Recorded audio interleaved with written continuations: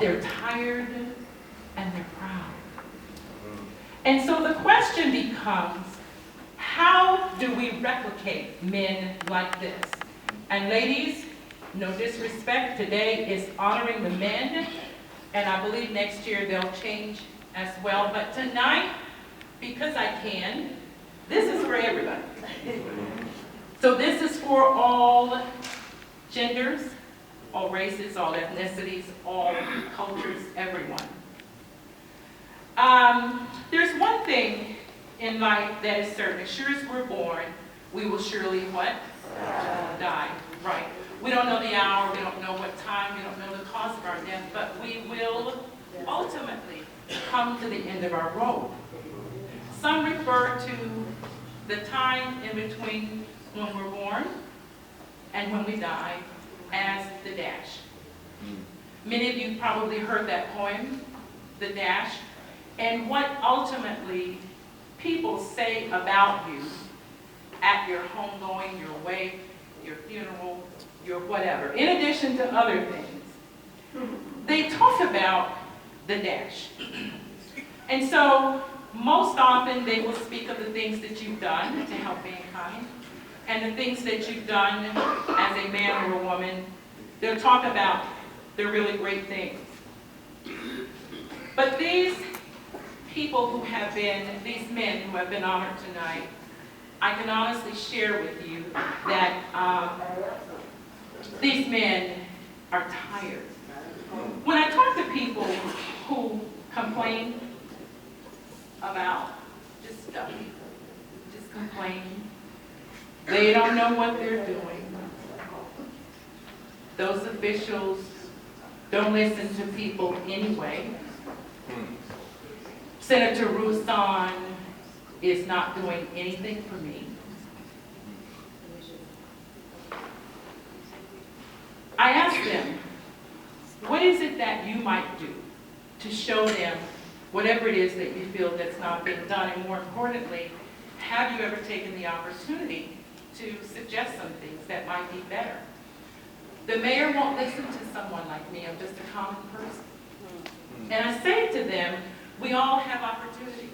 The opportunities are all there. And these men would probably tell you that they started with small opportunities. And from those opportunities, they gained greater men. One of my favorite quotes is from Thomas Edison. He says, opportunity is missed by most people because it's dressed in overalls and it looks like work. In other words, we look for opportunities, as my mother would say, that bring us to the limelight, one of her favorite words. We look for opportunities that bring in the press conference, that we're on the front page of the Tampa Bay Times, that we might be in the Weekly Challenger, maybe Bay News 9. We're looking for opportunities that showcase us and allow us to be seen and heard. But we have these opportunities around us, but generally, real opportunities mean work. Would any of the honorees disagree with me tonight? Yeah. It means work. Yeah. It means working in the vineyard. It means sleepless nights. It means missing meals and missing family time. That's what opportunity is. It means, as the mayor can attest, that oftentimes you don't exactly know what you're going to do, but you've got an opportunity to solve a problem. So we have these opportunities, we see them around us. The question becomes, what do we choose to do with those opportunities? I recently had the blessing and the opportunity to sit at the feet of someone who was introduced earlier, Dr. Bernard Lafayette. You want to raise your hand, please, if you don't know him.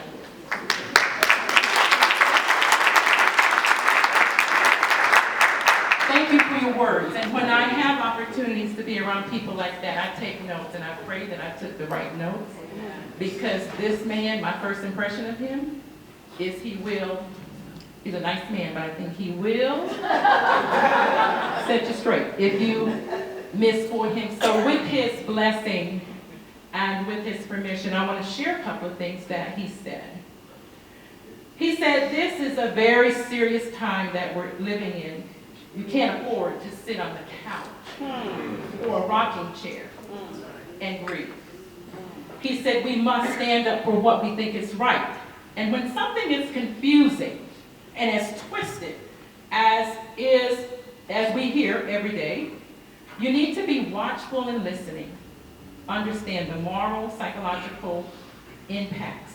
We cannot distance ourselves from reality. Amen. It's time to get as close as possible with people. Do not allow division. Now, I'm sure I paraphrased some of his words, but I think you get the point. One of my other favorite pieces was when he said, look at the little things in the system and get a crowbar. Then pry those things loose. Put your crowbar in the crack. Put your crowbar in the crack. Now, I can't assume that everyone knows what a crowbar is, right? For those of you who were not privileged like me to have a working dad that was always working, a crowbar is a metal instrument. It's long, it has generally a curved end, and they're flat. It has flat ends on both sides. Usually, you use it to either pry something open or to remove nails. And so, picture that, and borrowing a phrase from Lafayette, which I love, and if you still don't know what I mean, Google it.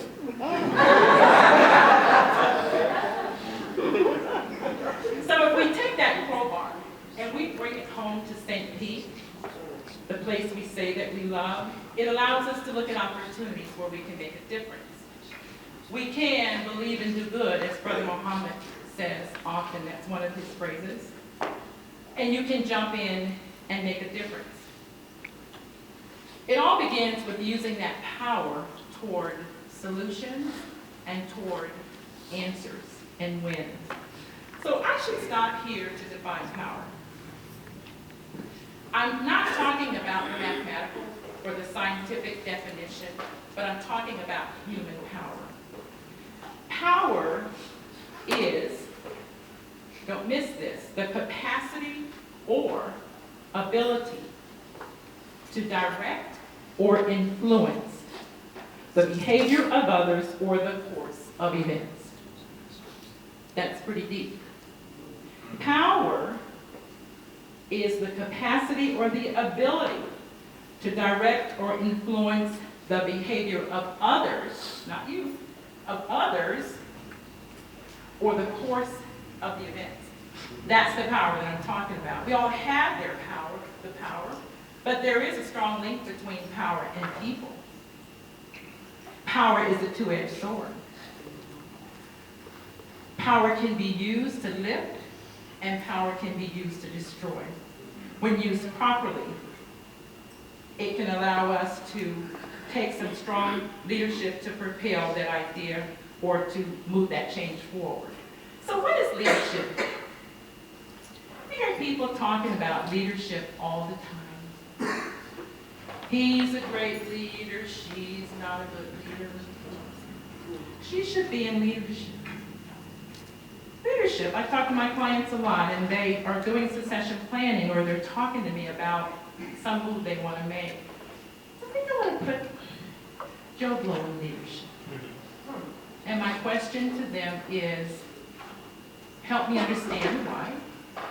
And they start to talk about every technical aptitude they have. And when I ask them about the people portion, you know what they say? Well, I mean, he's never led anybody. But he can do this. He has been the highest whatever in performance. But he's never led anyone, so we want to put him in this role. So let me first tell you what leadership is not. Leadership is not getting the highest number of likes on Facebook just because you expressed your opinion or had something to say, or better yet, just because I'm going to tell these people something one last time. Leaders are too busy. They have little time for long dialogues on Facebook. Their work speaks by their action. Generally, they don't have to defend their purpose. Leadership is not bullying people and taking power that your position affords you to do what you want to do to people and say what you want. I promise I won't take this political. Because you can. The greatest leaders respect people and value human life. Leadership is not using power, anger, hurtful words to people as a way of intimidating them and attempting to diminish their worth. Strong leaders don't need to diminish the light of others, to shine light on themselves, because why? They're too busy working.